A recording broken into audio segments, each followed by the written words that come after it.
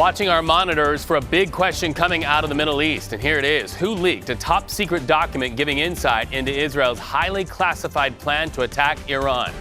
It's the million-dollar question in international news on a Monday. So here's what we know right now. The only nations to have access to those documents: the U.S., Britain, Canada, New Zealand, and Australia. Meanwhile, Israel not letting up on their attacks in Lebanon against Hezbollah. You can see the black smoke clouds rising there. Today's target is money, specifically targeting nearly a dozen financial institutions linked to Hezbollah.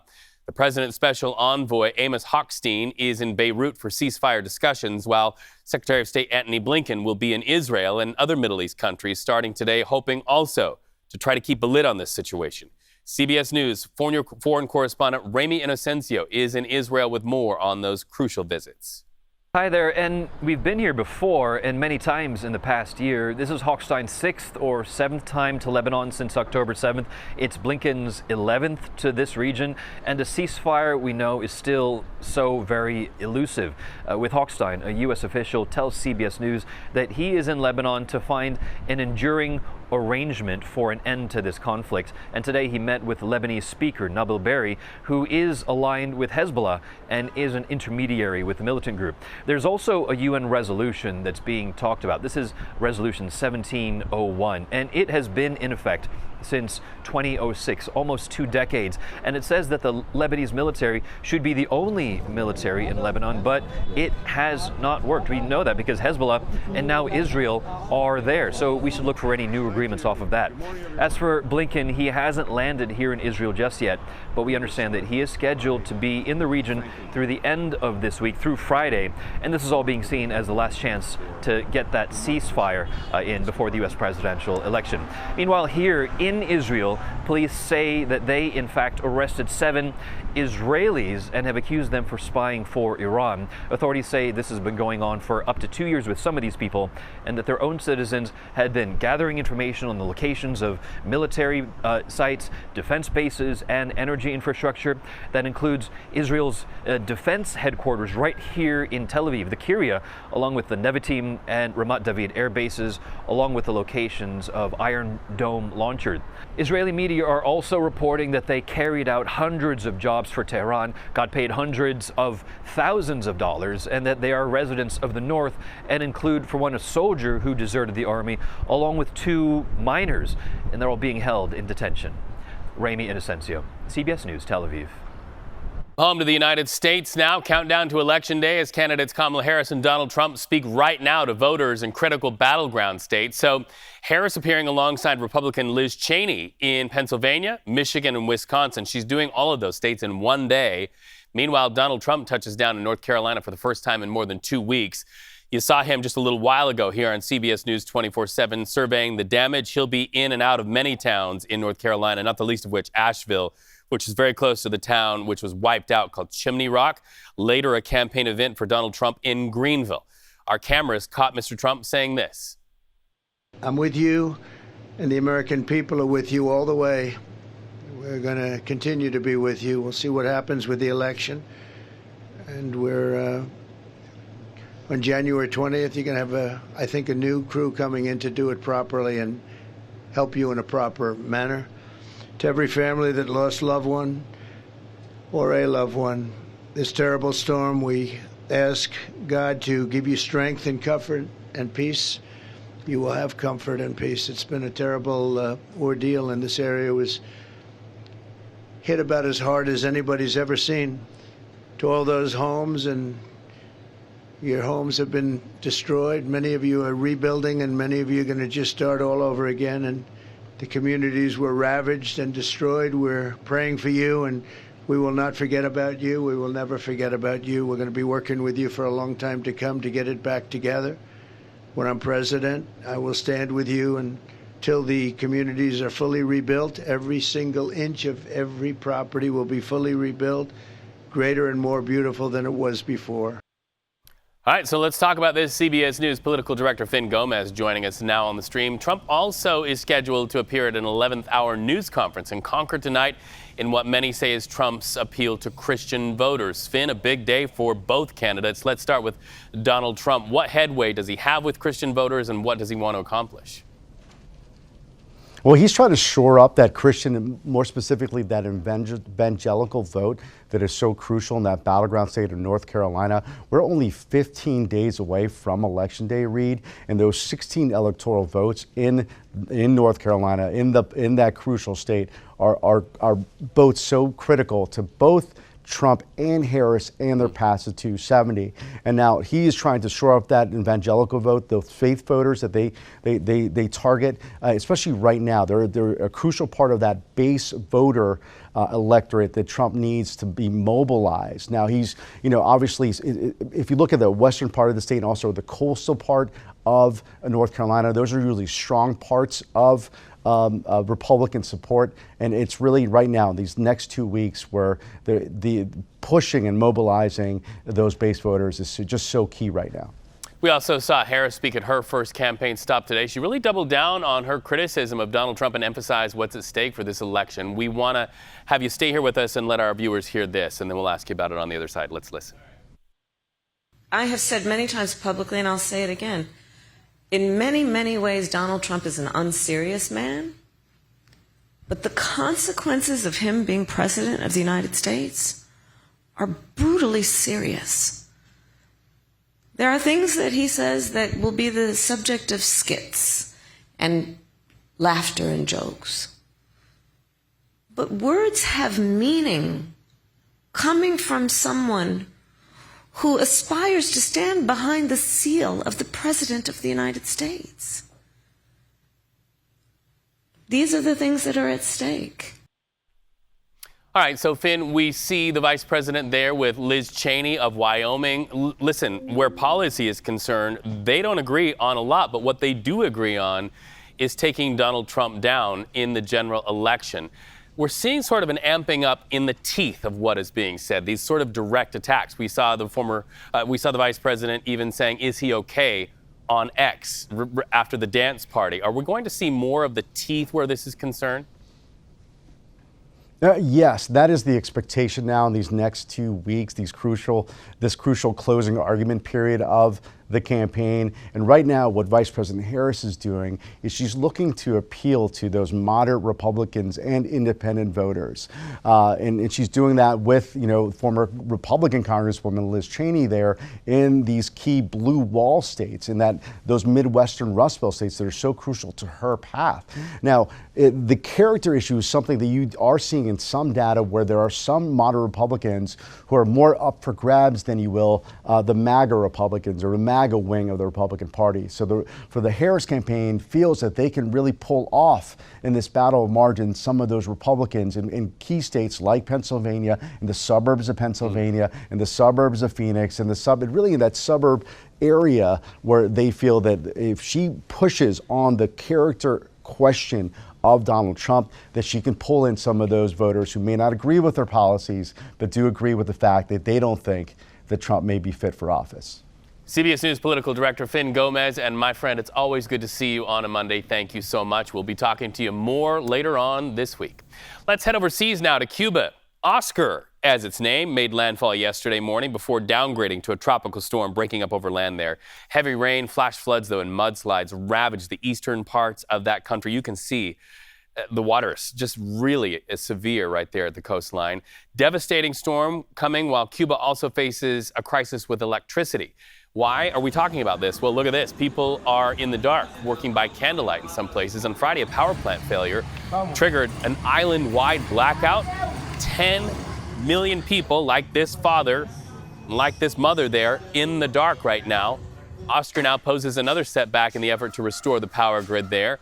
Schools canceled, businesses closed, families still in the dark, and the hope is to get the power back on in the coming days. These storms really know what to hit. They hit infrastructure hard, Jess. Absolutely. And in Cuba, we continue to monitor it closely because over Sunday night, as it made landfall as a Category 1, it brought in hurricane force winds, of course, heavy downpour, and it continues to track all the way up into the southeast Bahamas as we head into the coming days. It's still well offshore from the States, and that's important to note too. The track continues having it well offshore as we head into the coming days. Taking a look behind me, here's where Tropical Storm Oscar is currently at.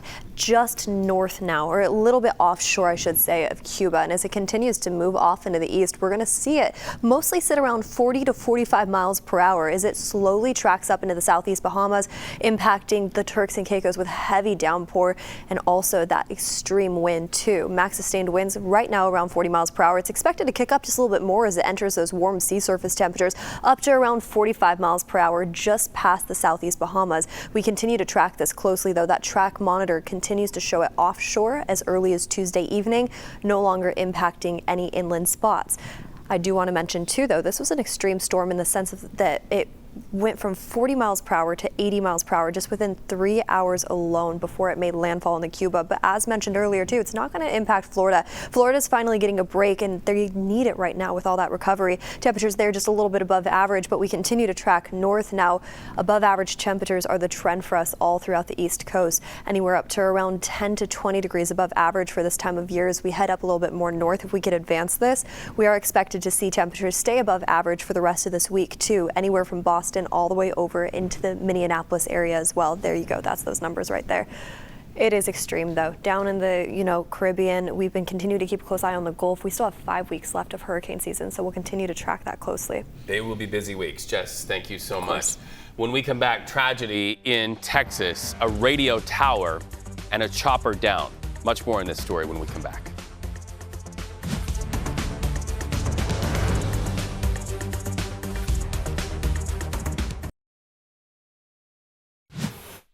We've been talking about a leaked document here on CBS News 24/7. Well, now a State Department briefing is underway with Principal Deputy Spokesperson Vedant Patel at the podium discussing that reported leak of those documents detailing Israel's plan to attack Iran. Let's listen in. Okay, and then on this whole leaked document thing, on the intelligence assessment of Israel's preparations for a response, does that play any? Is that a problem for him on this current trip? Is that an issue of concern? So I can't say that it has come up in any of the bilateral or diplomatic conversations that we've had. What I can say is that we have seen these reports as well, and as the president said earlier this morning, we're certainly concerned about them, but in terms of the specifics as it relates to this incident, I will let the Department of Defense, the intelligence community, and DOJ speak to it, and I certainly don't expect it to have any bearing as it relates to the Secretary's, not only his travels, but the objectives that the Secretary is bringing to this trip. Okay, thank you. Great, Simon, go ahead. Yeah, so with the Secretary on his way following last week's death of Yahya Sinwar, after the death, the administration came out very quickly saying, we see an opportunity to bring an end to this war. We want to get a ceasefire deal. But in the intervening time, the Israelis seem to have sort of doubled down on their approach. There's been a lot of death in northern Gaza. They're also bombing Beirut. Do you feel like that message that this is a time to take advantage of this moment to end the war has been heard from the Israeli side?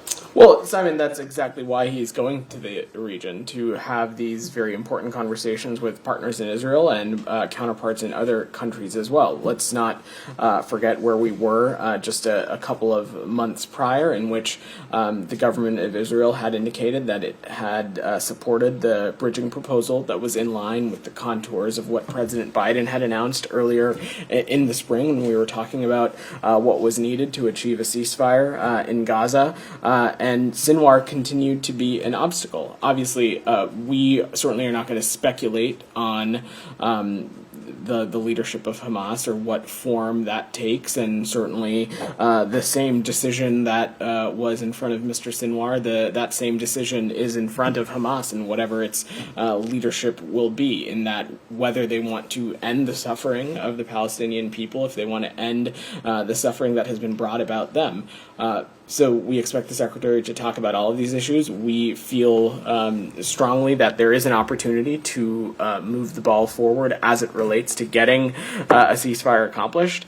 I'm not going to speculate on any immediate end product or outcome, but we feel that it is important to engage not just with the Israelis but also other partners in the region to continue to have these important conversations for all the reasons that you mentioned. There continues to be a need to address the humanitarian situation. We obviously want to ultimately see the violence to stop as well. So these are all things that we'll continue to discuss. At this point. All right, so you've been listening to that State Department briefing happening just a moment ago, getting us up to speed on a Monday on what's going on in the Middle East. Here's your headline. The bottom line, U.S. muscle going over to the Middle East in Gaza, trying to see a pathway to getting a ceasefire deal now that Sinwar's been taken out. By the way, he had a funeral just days ago where he was called a martyr and a hero, and the vow that he would just be replaced with another leader. That's happening while at the same time, Israel is trying to figure out who leaked that document, the document that talked about detailed plans to attack Iran in retaliation for Iran's attack on Israel.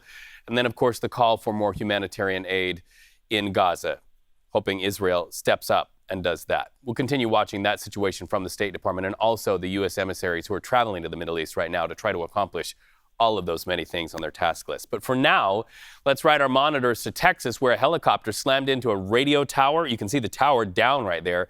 This happened near downtown Houston. 4 people were on board that chopper, including a child, all of them killed. Amazingly, as you see the fire there on the ground, nobody got hurt there on the ground.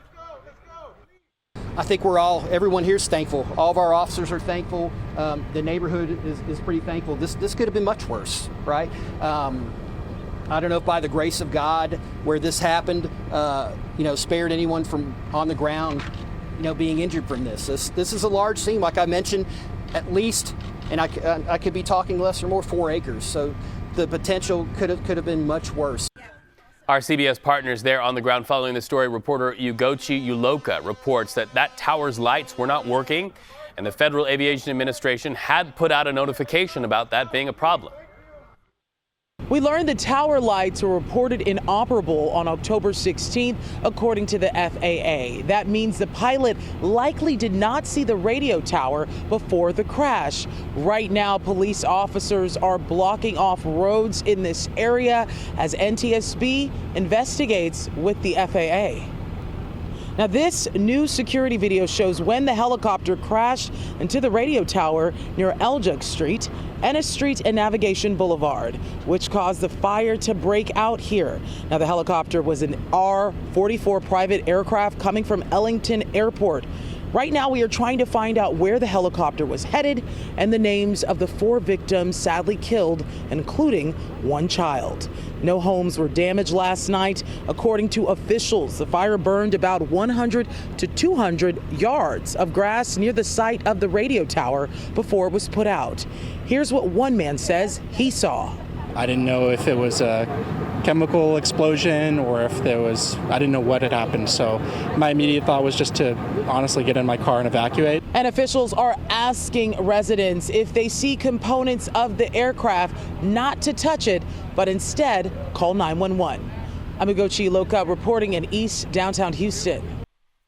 Well, there is a new report out from an independent panel investigating the assassination attempt against former President Donald Trump. Here's the headline on this story. They found the event was preventable. The task force found the Secret Service and local law enforcement lacked planning and coordination before that Pennsylvania rally. The bipartisan panel will submit a final report of its findings by December 13th.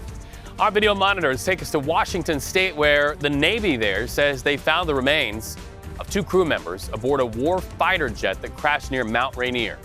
Rescuers battled tough weather, having to trudge through snow and glaciers in this exhaustive search. So far, no details yet about how that plane crashed. Video to our monitors lets us see the White House live on the stream today. This morning, the Biden administration proposing new rules under the Affordable Care Act. It's all in an effort to help patients obtain over-the-counter birth control at no cost. So how would that work? Under these new rules, insurers would be required to cover the cost of a variety of contraceptions and birth control pills. If finalized after a 60-day public comment period, the White House says it could be the most significant expansion of contraception benefits in years. New video to our monitors out of New Mexico to look at. It shows us the result of torrential downpours. A lot of people saw this outside their windows. We're talking about record rainfall there in the night. This is in Roswell. The side effect, triggering of flash floods that lasted all weekend long. There's also a tragic effect. 2 people died, hundreds had to be rescued. Look at this video. As you can see, these city streets really turn into raging waters, rivers right there where streets used to be. Cars submerged. Listen to that. You can hear the rushing waters there. Tore through property. Police tell the community, just stay home if you can. Don't try to pass through flooded streets. And they say this, turn around, don't drown. Jess, it just shows you how rain overnight can accumulate so fast during these times. Reed, Roswell received over 5.5 inches of rain just within that 24-hour period on Saturday night. Now, the reason why I bring that up is the last time they saw that amount of rain in that community was over a century ago. So this has caused so many issues and devastation for many community members widespread throughout New Mexico. And that storm continues to pack its punch now as it tracks all the way off over the plains, currently over Kansas and Arkansas, and it continues to sweep all the way, Kansas moving to Arkansas as we head into the coming days, and we continue to keep a close eye on that system too. Temperatures, on the other hand, relatively calm over there. We are dealing with record-breaking numbers though as we head all the way off into communities like Chicago, stretching over into Ohio too. And as we take a look behind me, this is what we're gearing up for. Severe weather is still expected as we head into the evening hours tonight, early morning hours tomorrow, anywhere from all the way from Oklahoma stretching up into Kansas, with that slight risk for severe weather lasting into the early morning hours tomorrow. That means we could see hail anywhere up to around 1 inch in just central portions close to Wichita of Kansas. And as we head into the evening hours tonight, damaging winds are expected too. We'll continue to track this storm as it moves off into the east, already impacting thousands of people throughout New Mexico, continuing to impact thousands more as we head into the coming days, stretching over into Kansas. We'll have more on that coming up in a bit, and of course the tropics too, Reed. Okay, thank you so much. So this election season, immigration also a hot topic. When we come back, we're going to look at a tour at the U.S.-Mexico border. Stay with us.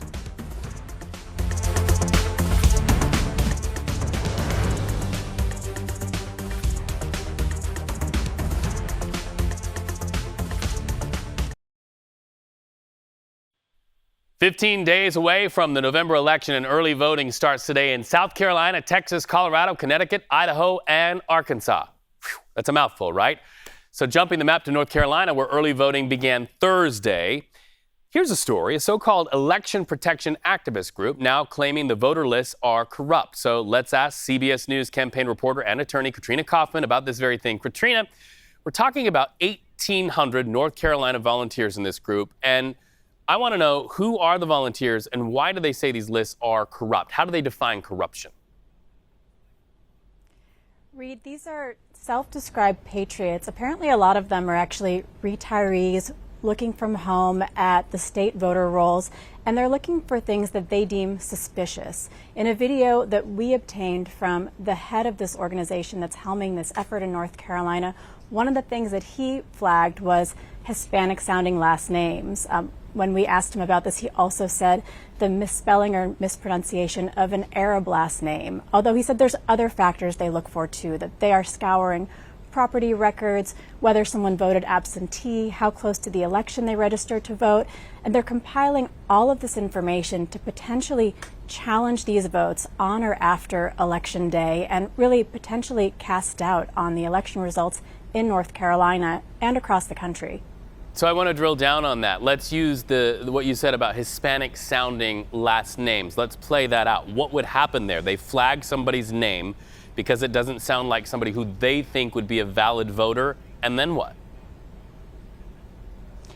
I mean, it's actually not legal to racially target people, but they could use this compilation of information to challenge the veracity of that vote, to claim that it was improperly cast. And this is really part of a larger narrative, Reed, that's being pushed by Donald Trump, by other Republicans, by Elon Musk, that non-citizens are coming across the border, are voting, and could shift this election.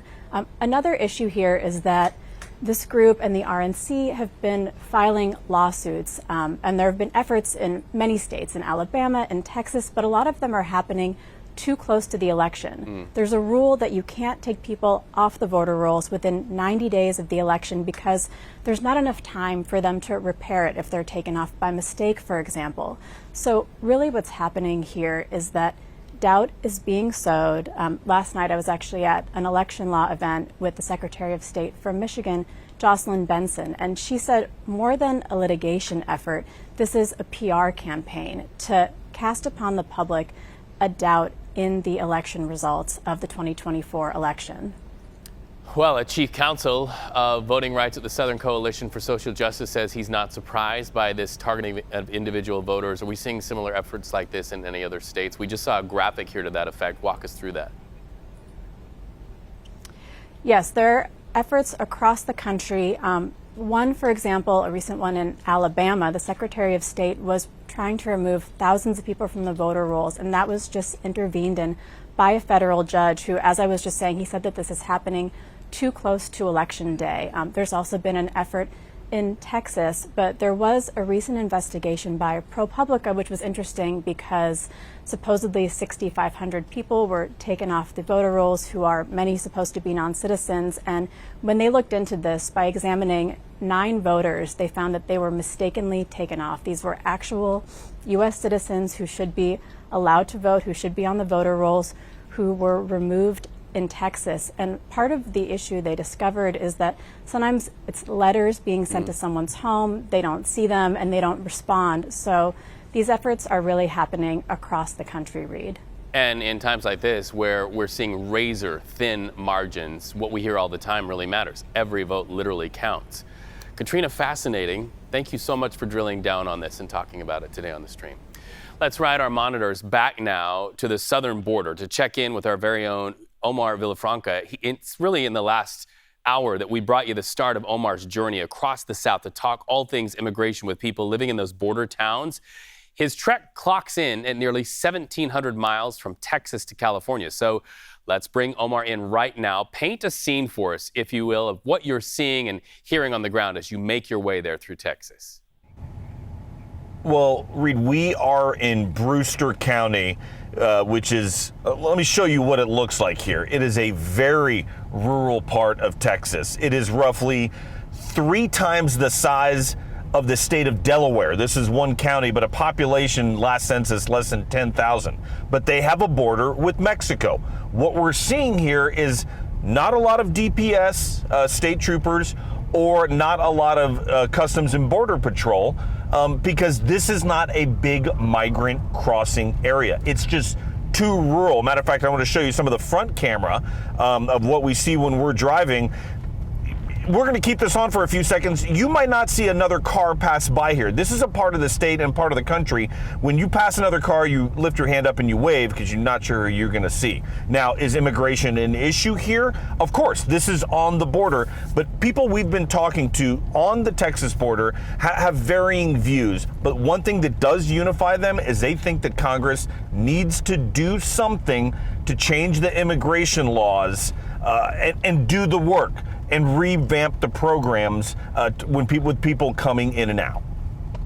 So what's ahead for you in the coming days, Omar? And by the way, thank you. That's a fascinating look at exactly what it looks like. We hear about this issue all the time. It's another thing altogether to actually hit the road like you're doing and do it. So what's your day ahead like? We're heading to a town, and I'll show you more out there.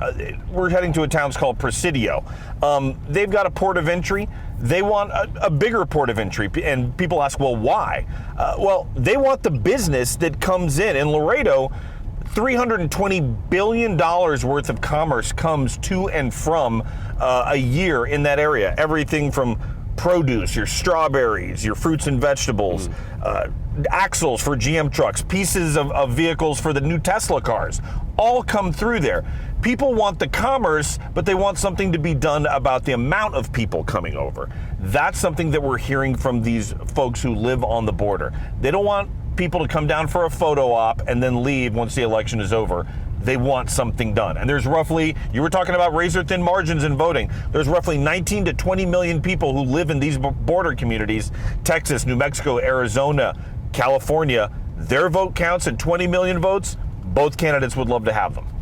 We will see what those voters have to say about this in 15 days. Omar, thank you so much. Fascinating report. It's a journey we will continue following here on CBS News 24/7. When we come back, we're going to talk about a deadly dock collapse. Why did it go down when it's relatively new? More on that story straight ahead.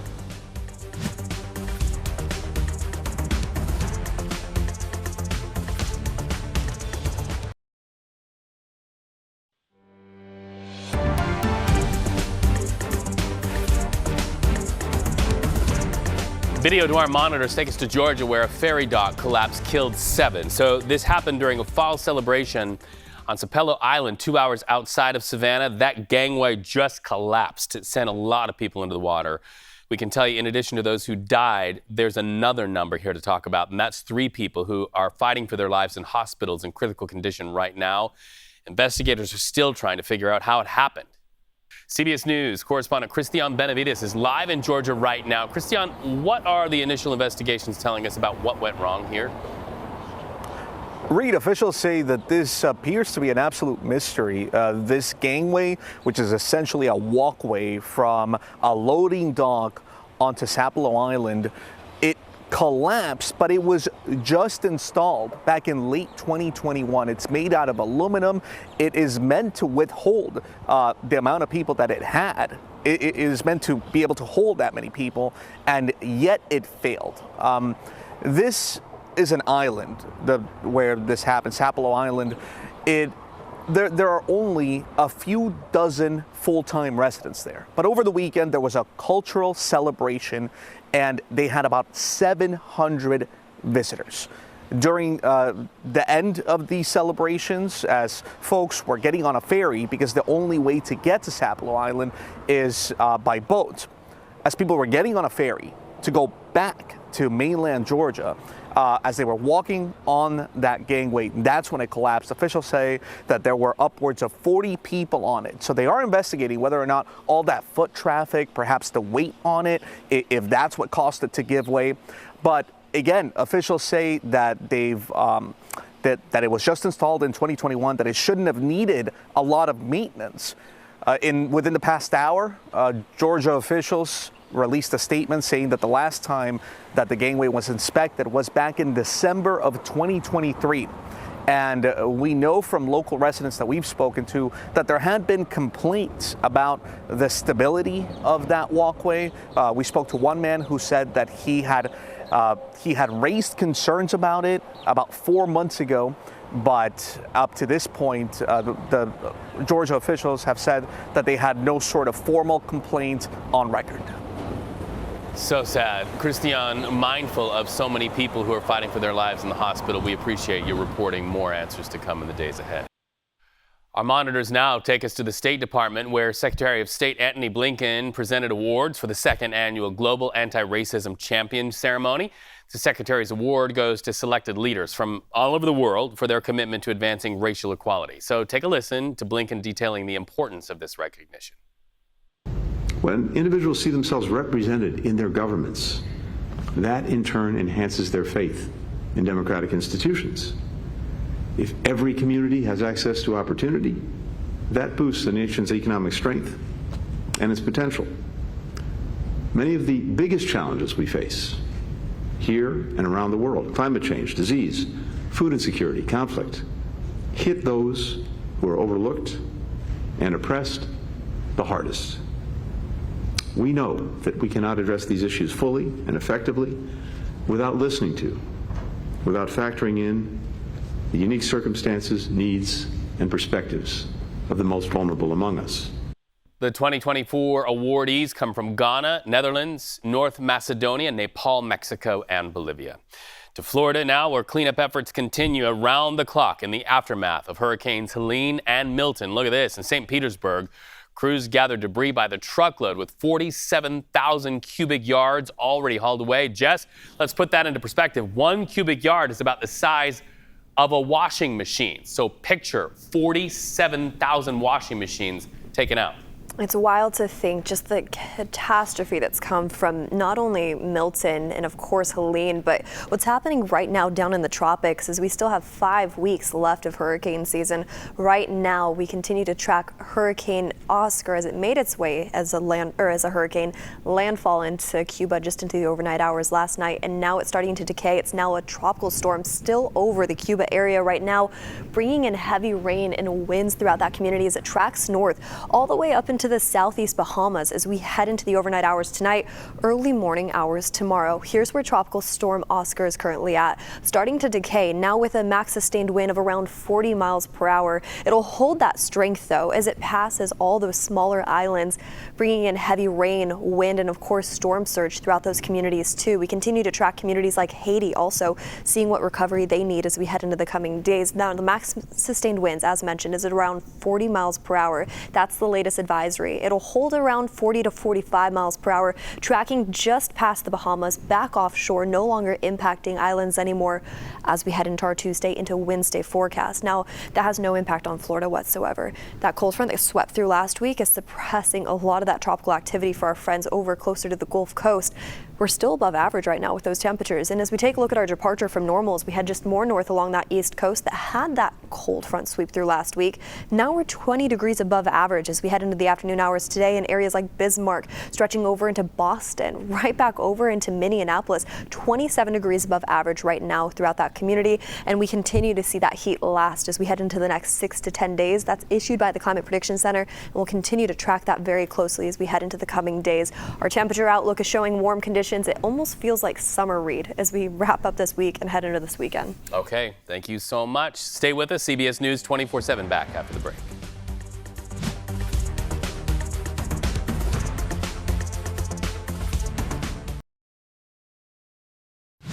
We want to get you back out to that story we told you we've been watching. The man who avoided execution at the last minute last week was set today to testify before Texas lawmakers.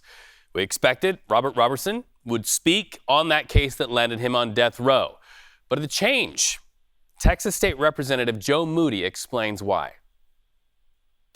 Today we have an impressive slate of witnesses who I think will surprise everyone and add important dimension to these issues. The most important witness, of course, is Robert Roberson. I'm very disappointed to say I don't believe that will happen today, and I'd like to go over why that is. As many are well aware, there's been a flurry of litigation in the Texas Supreme Court over the weekend. The upshot of that is that a valid legal subpoena for Robert remains in effect.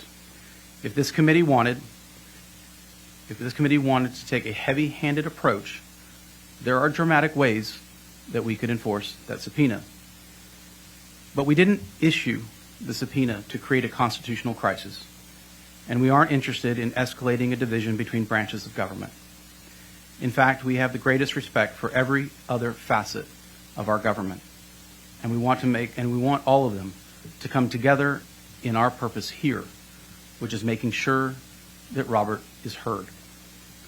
There's been a lot of discussion about video conferencing Robert in today. I believe that that'd be perfectly reasonable for most inmate witnesses. But Robert is a person with autism who has significant communication challenges, which was a core issue that impacted him at every stage of our justice system. He's also spent most of the last 2 decades alone, locked away from the modern technology we now take for granted. Video conference is poorly suited for Robert specifically to provide his testimony and would only further the harm he's already suffered. When I thought about the accommodations to be made, I considered his needs as a person with a disability above all other things. I also weighed the fact-finding needs of this committee, the entire purpose of the subpoena. Weighing those with the concerns that were outlined by the Attorney General, our committee simply cannot agree to video conference. That doesn't mean Robert won't testify at all. In the spirit of cooperation, we are in talks with the Attorney General's office right now about ways their position can be addressed while allowing our committee to hear Robert in person. I expect a quick resolution to these discussions, which are ongoing even at this moment.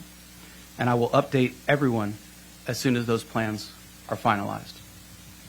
At this time, I'd like to invite any member of the committee to make any opening remarks. Mr. Vice Chair.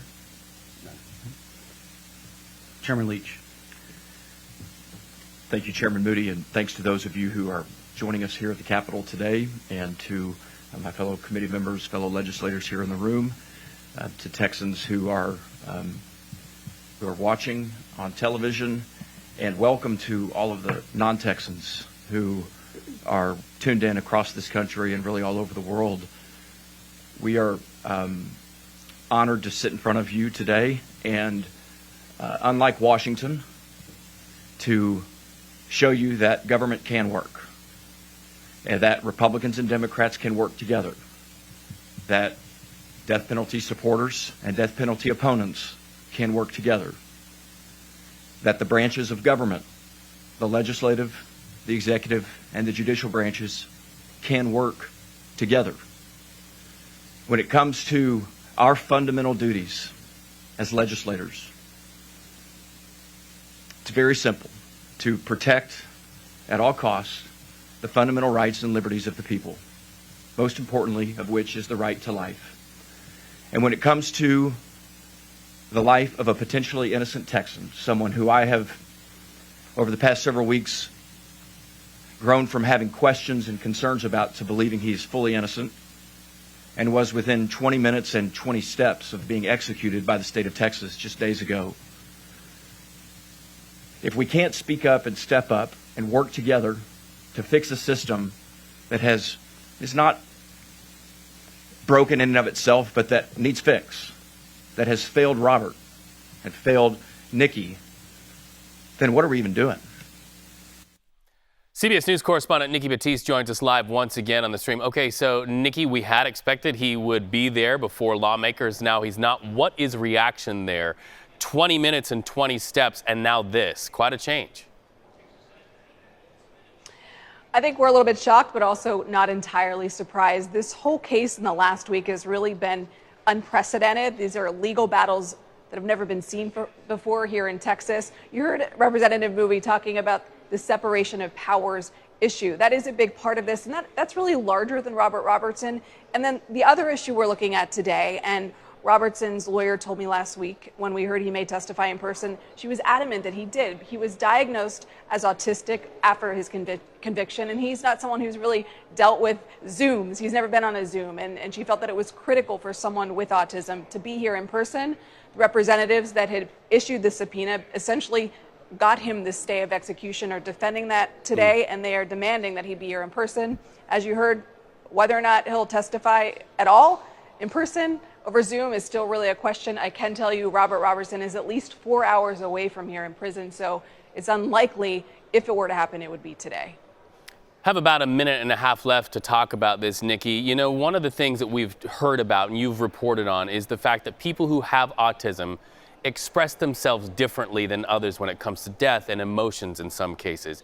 Was there some of that concern factored into him not testifying today before lawmakers?